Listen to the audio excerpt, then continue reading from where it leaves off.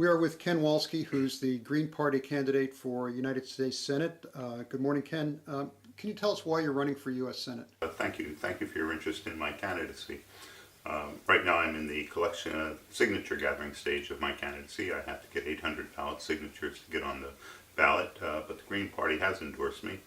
I'm running as an alternative to the Democrats and Republicans as a Green Party candidate. I think that we have some very important distinctions and alternatives for the public to make. Okay. Both major party candidates will be receiving large sums of corporate money for their campaigns. How will you compete with that?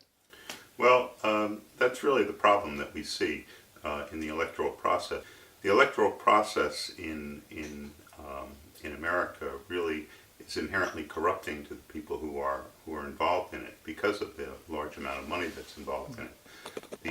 For example, my main competitor, I guess, would be Senator Menendez, who reportedly has a $9.5 million campaign chest, as opposed to my roughly $1,000 campaign chest.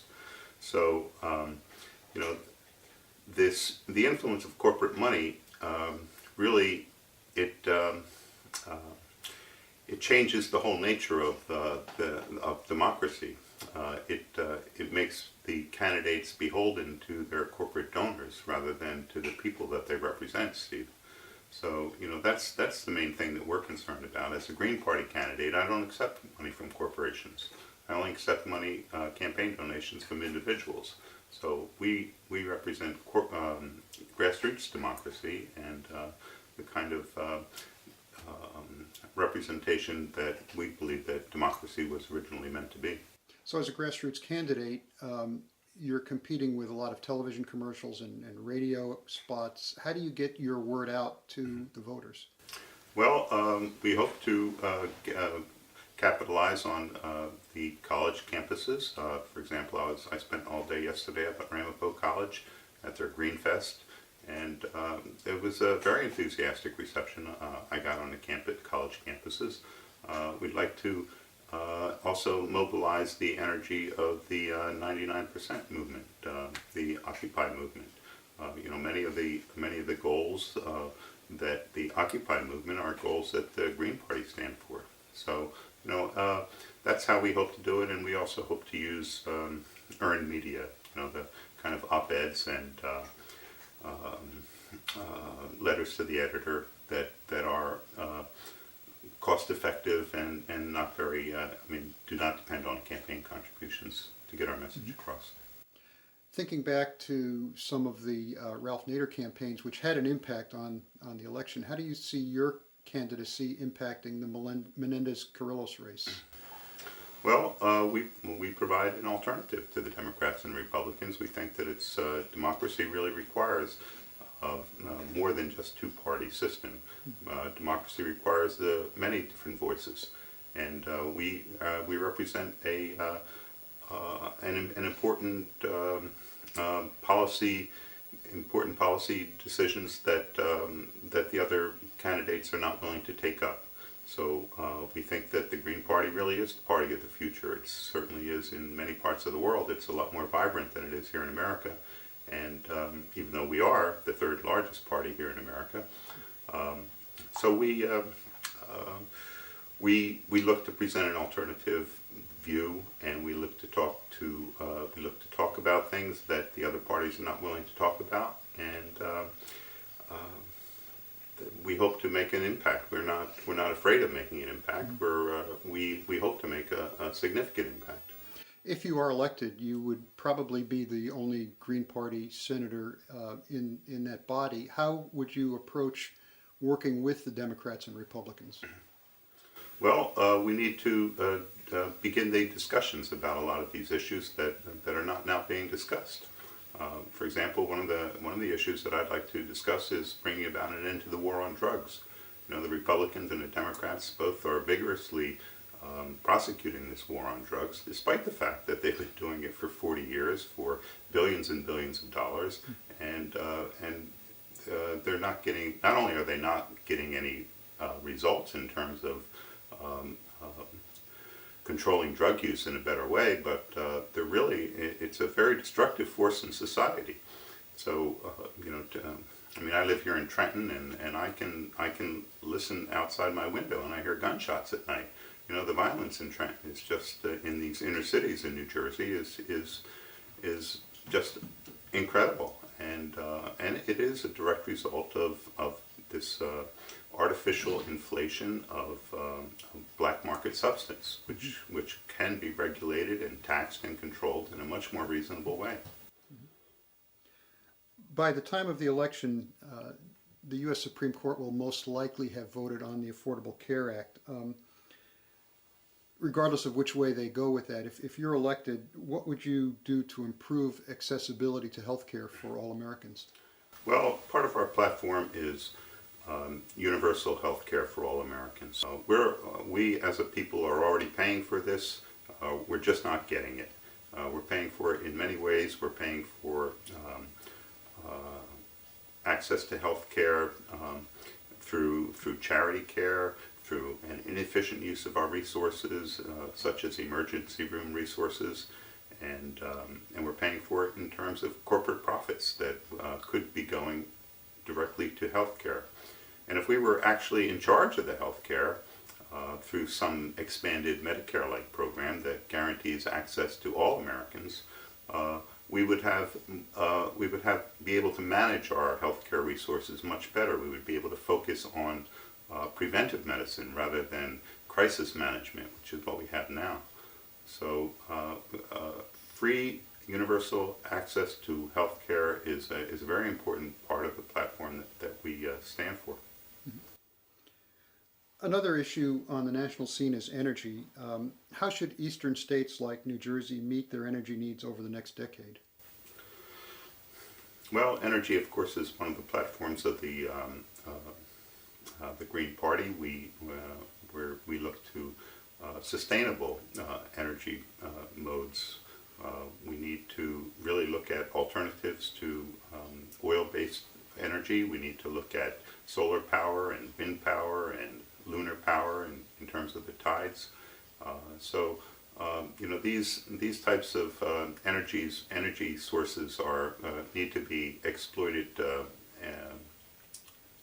and get away from our petroleum-based dependencies.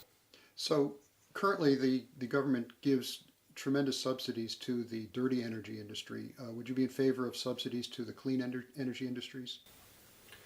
Well, we would like to encourage it. Well, that's a very good question, actually. We would like to encourage that kind of energy production.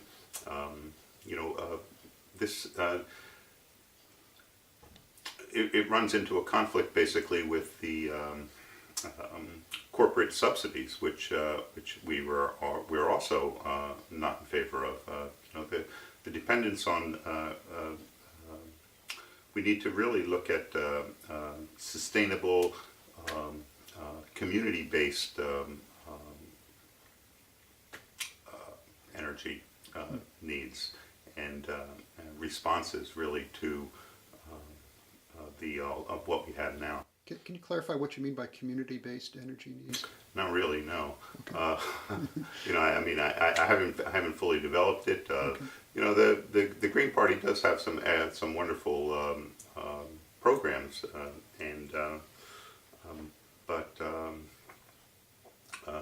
but I haven't developed a Okay. full policy on this yet. Okay. Switching gears, in the United States, the income inequality gap has widened substantially over the last 30 years. Is this an issue to you, and if so, what should be done?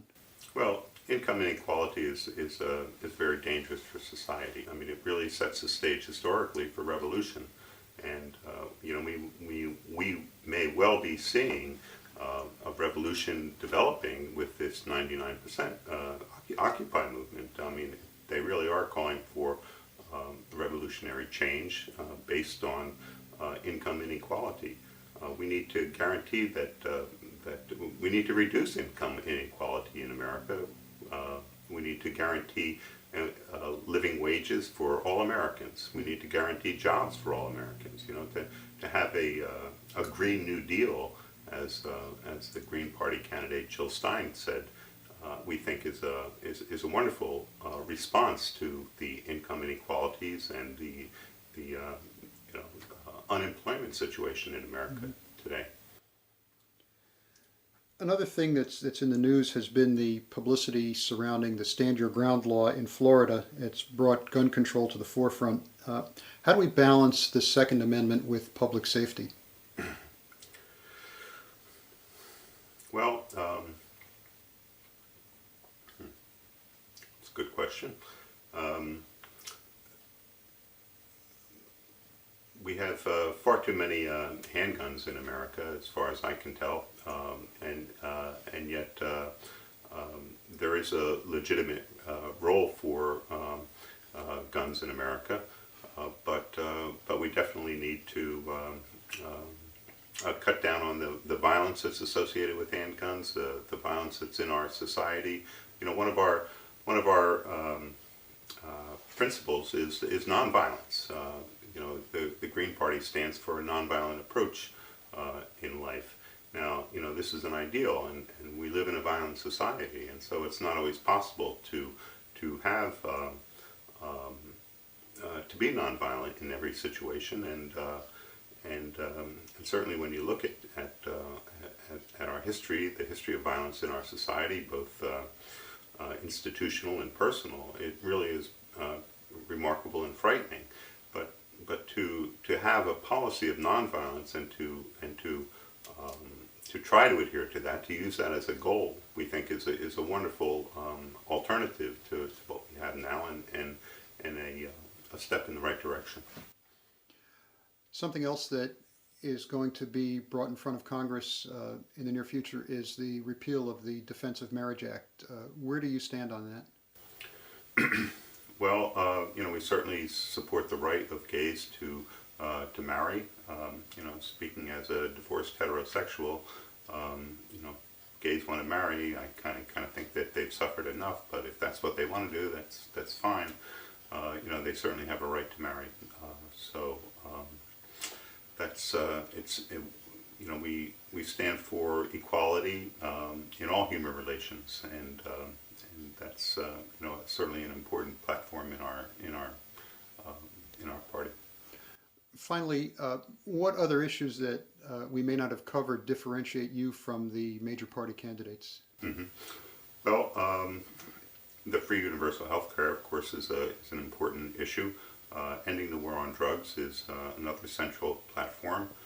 This really is, I believe, the most destructive policy that this country has had. The war on drugs. It's more destructive than Vietnam and Prohibition combined in its domestic and its international effects on societies. Again, we've spent billions of dollars in over 40 years prosecuting this war, and yet drugs are more available. They're stronger, and they're cheaper than ever before. And the violence that is associated with the trade, the drug trade, the illegal drug trade, is just destroying society. I worked for the Department of Corrections for 22 years, and when I started in 1984, there were about 8,000 inmates there. And when I retired in 2006, there were 27,000 inmates there. And it was really a result of the prosecution, the increased penalties, and the increased prosecution of the war on drugs. And furthermore, these what was abandoned was rehabilitation efforts, substance abuse treatment programs.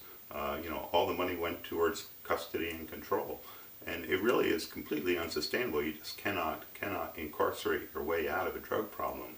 It's really time to turn this over to a completely medical model. It's time to turn it over to a taxation and regulation model that would have remarkable benefits for our society, and it would stop creating this underclass of citizens who can't get a job anywhere else, and because of a criminal record. And people who have been brutalized by the criminal justice system, and really are much less likely to be able to be rehabilitated because of their criminal record and their brutalization, and you know, I mean, you look at how it's affecting society in so many different ways. If you break up the nuclear family when you send one to prison, you never really address the underlying problem of drug addiction, and so these problems are not only not addressed, but they're made worse by our approach. And so this is one of the main distinctions that the Green Party has from the Democrats and Republicans, who aren't really who are not willing to take on this issue at all. And of course, you know, we do represent an alternative to the Democrats and Republicans insofar as we don't take corporate donations. So we like to think that we can't be bought as a party, and we will represent the people of the state of New Jersey, and not corporate donors. Okay. Ken Wolski, thank you very much.